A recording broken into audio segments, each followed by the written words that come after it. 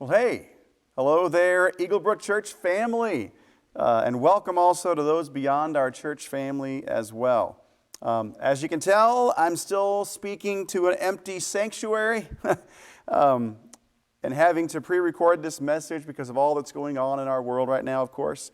But we're so glad that you have chosen to join us today on your computers, on your iPhones, on your iPads, or even on your TVs through YouTube. As we continue this stay-at-home version of our teaching time. We're so glad you joined us. Now, last week, we were reminded from Romans chapter 12 to be patient, if you recall that, especially in times like these, and I think we all needed to hear that. This week, we tackle another timely issue. So look at our main text for today. The Apostle Paul says specifically, "Bless those who persecute you or harm you in some way. Bless them and do not curse," or curse them. See, that is our theme for today. And here's how I want to set this up. I'm going to give you an example of what not to do, all right, of what it looks like when you do the opposite of blessing people. And I'm going to do that by giving you kind of a peek into my past, into my history. See, when I was a kid in elementary school, I was considered the king of the comeback. Now, I wish that was a good thing. See, from time to time, the kids in my class would start a verbal war. Name-calling, shaming, harsh criticism, making fun of people, all kinds of put-downs. I mean, it got just downright nasty. For an elementary kid, it was certainly a form of persecution or harm. But whenever it was directed toward me, whenever it was directed toward one of my friends, the gloves just came off. I was in no mood to bless anybody.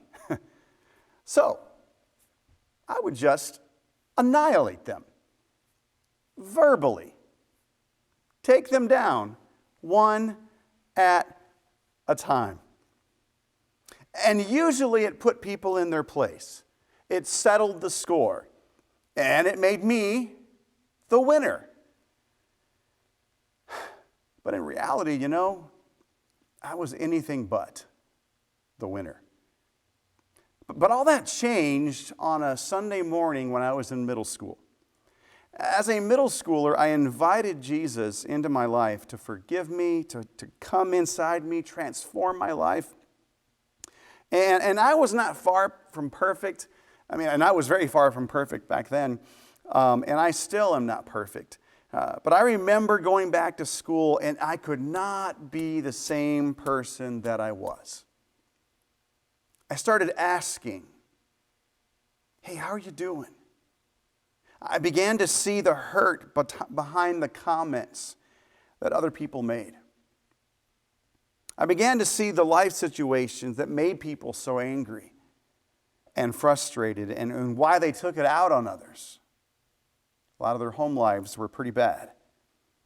And then I saw how my words only added to their pain.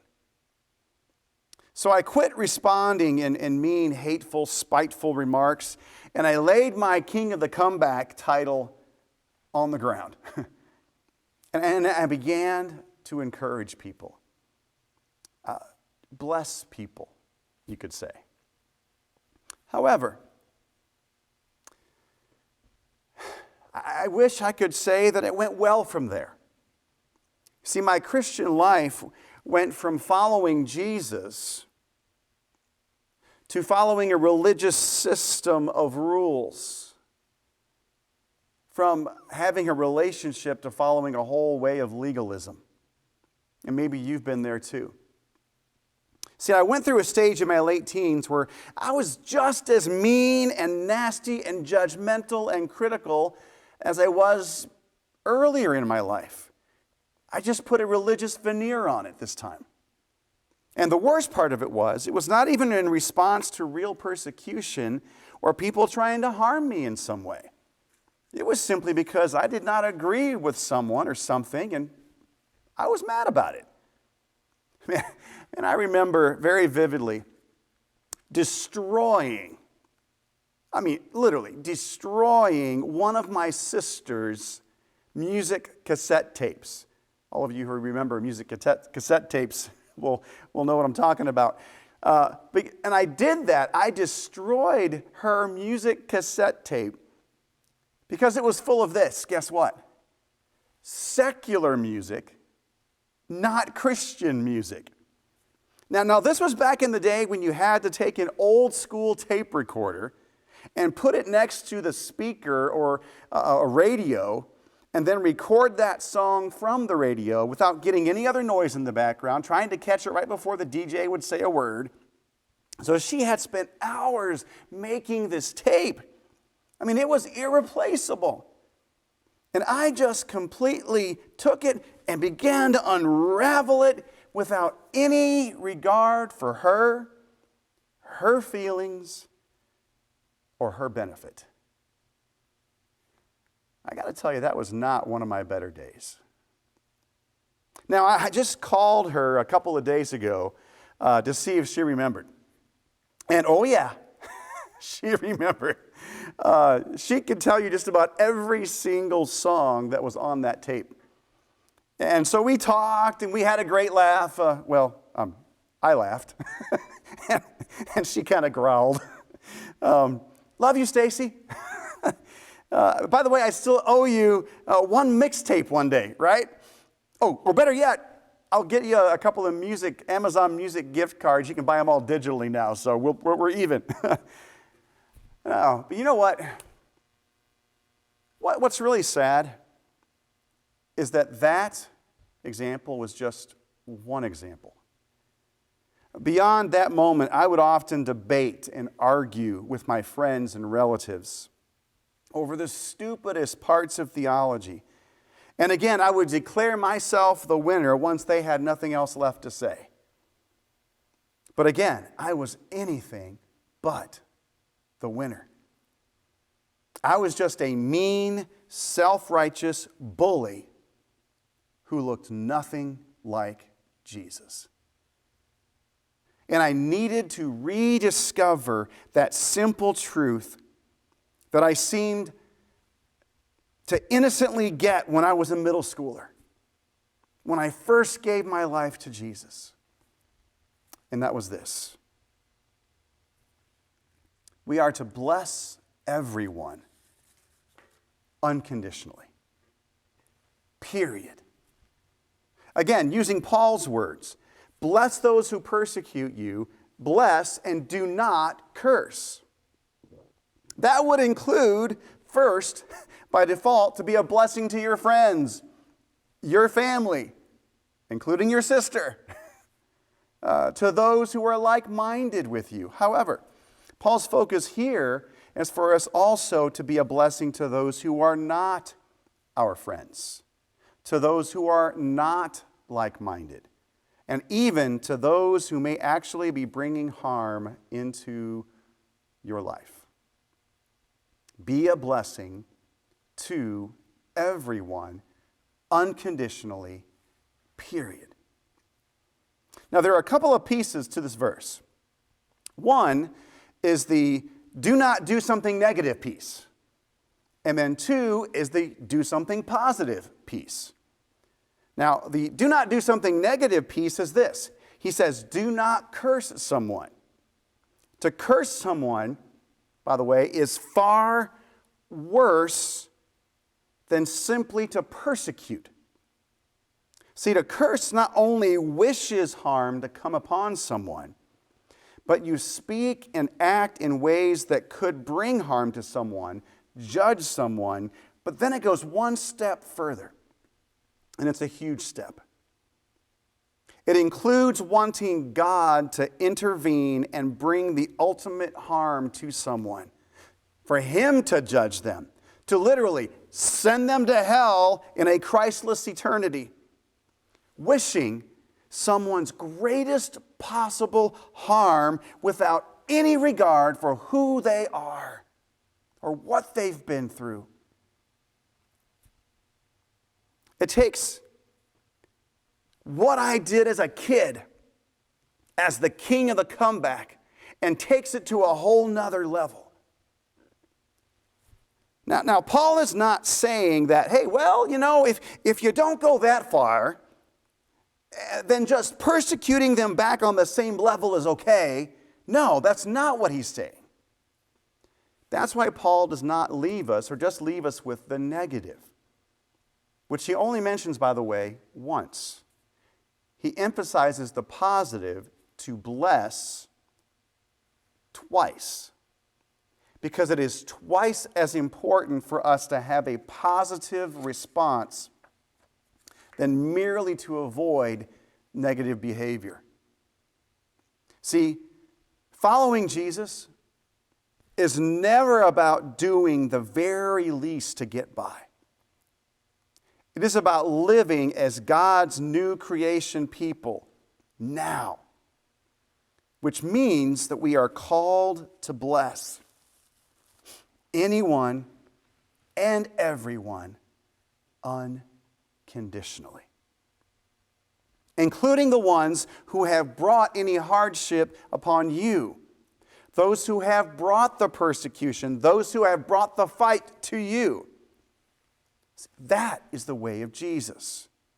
See, the word bless in the Greek means to ask God to bestow divine favor on someone, and to act and to speak then to others as one source of that blessing. All for that person or that group's benefit. So, cursing is asking God for divine judgment. Blessing is asking God for divine favor. The ultimate source of benefit, of course, would be if that person or group came to faith in Christ and rediscovered their true humanity and their relationship with both their Creator and with their fellow humanity. But even if that did not happen, we are to speak and to act in ways that provide other benefits in their lives, rather than tearing them down. Now, okay. You may be thinking here that Paul is some kind of a crazy man, right? That this is pretty much near impossible. I mean, how could he possibly have meant that? He could not possibly have meant that, you're thinking. But yes, he did. And here's why. Because that is how God deals with us. That's how God deals with you. And that's how God deals with me. Consider this. When Jesus was on the cross, if anyone should have demanded justice and pointed out who deserved to be cursed, it was Jesus. And Jesus said this, "Father, forgive them, for they do not know what they are doing." Praying for forgiveness, having a heart of forgiveness toward those who were crucifying him, is the ultimate form of blessing and not cursing. The ultimate form of bringing a benefit to them in spite of how he was being treated. So can I ask you a couple of questions? Are your words and your actions, are they adding to the pain of this world and people's lives? Or do they take away some of the pain in people's lives? Do our words and actions lead to division and anger and more hurt? Or do they lead to peace and kindness and healing? Folks, do our words and actions point people away from Jesus? Or do they point toward Jesus? Do you curse or do you bless? May we seek to be a blessing, to speak words of blessing for the benefit of others. A blessing based on love, which takes us back then to verse 10. So look here. Paul writes, love must be sincere. Hate what is evil. Cling to what is good. Be devoted to one another in love. Honor one another above yourselves. In other words, to be a blessing to everyone unconditionally, we need to love sacrificially. That's our second point of the morning, so number 2. Now, I use the word sacrificially here because it encompasses 4 things in this particular verse, or in these verses.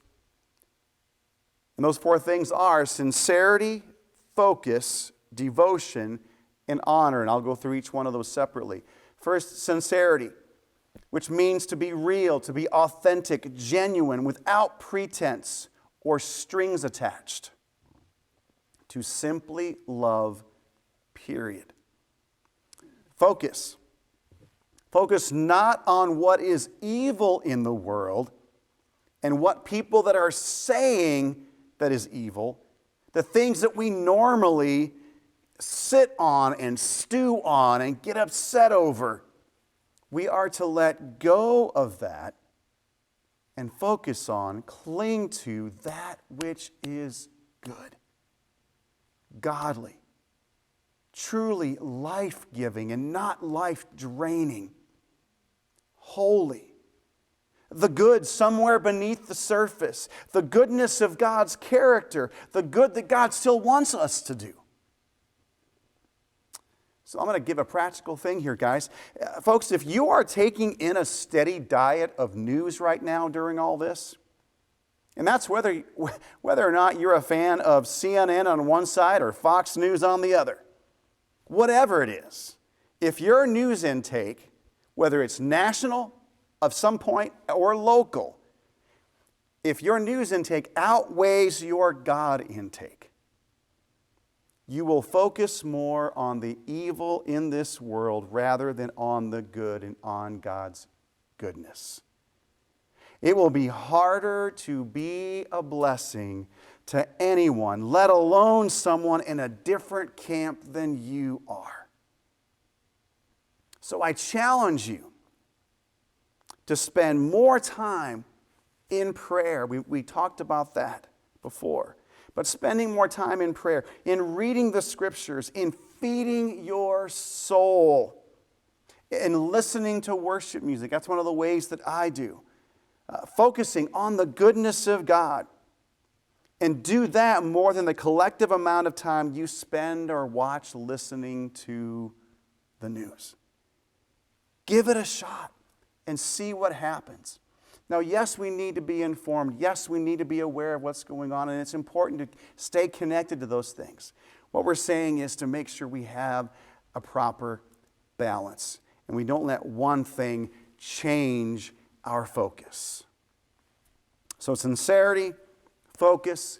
Next is devotion. We are to be devoted to one another in love. Devotion is a word that implies family, closeness, tenderness, an unbreakable bond no matter what. And you realize that at that point, you're not the only human being on this planet. That the world does not revolve around you. And that we are in this thing called life together, whether we like it or not. And we need each other. So sincerity, focus, devotion, and then honor.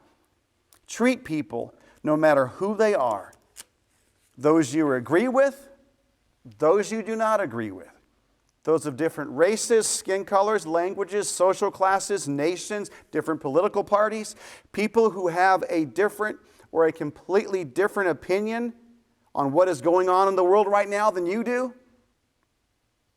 Treat everyone with value, respect, as not only equals, but as actually higher than you. Treat them with honor. That's what Paul is saying. Sincerity, focus, devotion, and honor. So you can see here why I chose to use the word sacrificially as part of our main point here. Because each one of these requires a bit of sacrifice in order to make it happen. All those things are for the benefit of someone else, for others, and not yourself. Now that makes sense though, because the word that Paul uses for love here is the word agape. And that is the kind of love that God has for us. Unconditional, desiring someone else's highest good, who holds others in the highest regard, desiring their greatest benefit. That's really interesting. It's almost like we just read that a few moments ago. And now we're hearing it in the definition of the word love. Now, but the specific use of this word is not just a thought or not just a feeling or not just an emotion. It means to put those things into practice, to demonstrate that in both words and actions. And those actions include sincerity, focus, devotion, and honor. Again, that's the kind of love that God has for us, for you, for me. Look here at what Paul said earlier in the same letter of Romans. He says, "But God demonstrates his own love for us in this." And I love this. "While we were still sinners, Christ died for us." And then a few verses later in verse 10, "For if, while we were God's enemies, we were reconciled to him through the death of his Son, how much more, having been reconciled, shall we be saved through his life?" So think about that. We are sinners, enemies, people that God certainly disagrees with and had a different opinion about a lot of things on. And yet, in spite of that, God demonstrated his love to you and to me and to this world in both words and actions. Not for his benefit, but for yours and mine, for others' benefit, for our ultimate benefit, to be a blessing, to reconcile us. It was the only way it would ever happen. That is the example that we have been given. That is the kind of people that we are called to be. And then Paul gives us just one way that we can express that kind of sacrificial love and blessing, and that's our third point. Number 3, give and share graciously. Now that could be time, it could be money, it could be resources, it could be skill sets. But you begin to see ways that you can be generous as a way of life. But then Paul gives a couple of qualifiers. Look here. Paul writes, "Share with the Lord's people who are in need. Practice hospitality." Now note the qualifiers. The Lord's people and who are in need. Now, Paul does not mean here that we are to ignore the needs of people who are not followers of Jesus. That's not what he's saying. He is addressing a particular situation in Rome at the time where the Christians there were only meeting the needs of others who were in the exact same camp as they were, that had the exact same thoughts and the same like-mindedness as they did, while ignoring everyone else. And if Christians could not have a heart of generosity towards one another first, from whom they had a basic disagreement with, then how could we have a heart of generosity towards the world at large, a lost, broken world full of morally bankrupt people that we have an incredible amount of disagreement with? If we can't do it within our own ranks with people we have a little bit of disagreement, how can we possibly do that? A world that, yes, needs to hear the truth of the gospel, the freedom found in knowing Jesus. But, folks, they need to see it first through a people of love and generosity before they're ever going to be open to it. See, let's take a look at the words need and share.